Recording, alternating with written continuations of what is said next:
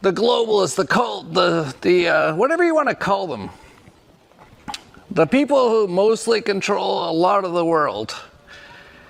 And here's what he had to say about what he learned. The first thing that he heard was they were talking about the fact that Israel didn't look as if it was getting prepared to attack Iran anytime soon. This was a problem.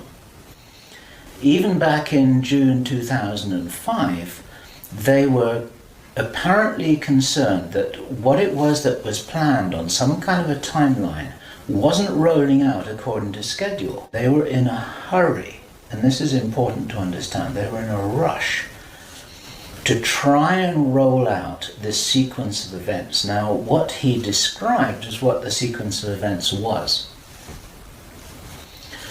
It starts with Israel attacking Iran. The plan is for either Iran or for China to retaliate after Iran is struck with a nuclear weapon. At that point, there will be a limited nuclear exchange in the Middle East, followed by a ceasefire. He heard this being planned in this meeting. This is being choreographed.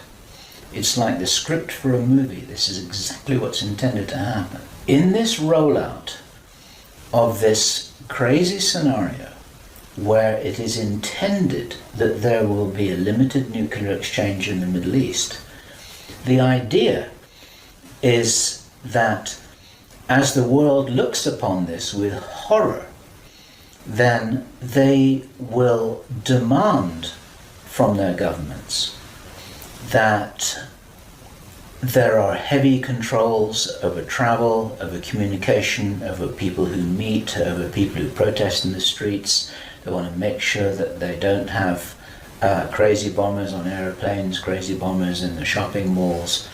They want to make sure, and because people will be driven into fear by this, they'll request and demand and insist on heavy controls from their governments, which will be justified.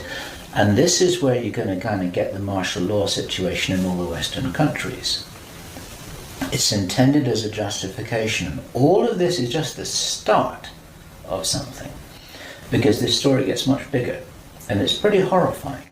But that wasn't even really news, because Bill Cooper, who was killed after he predicted 9/11, and then soon after 9/11 was killed, said this in 1992. What role in the Middle East again does Israel play in this?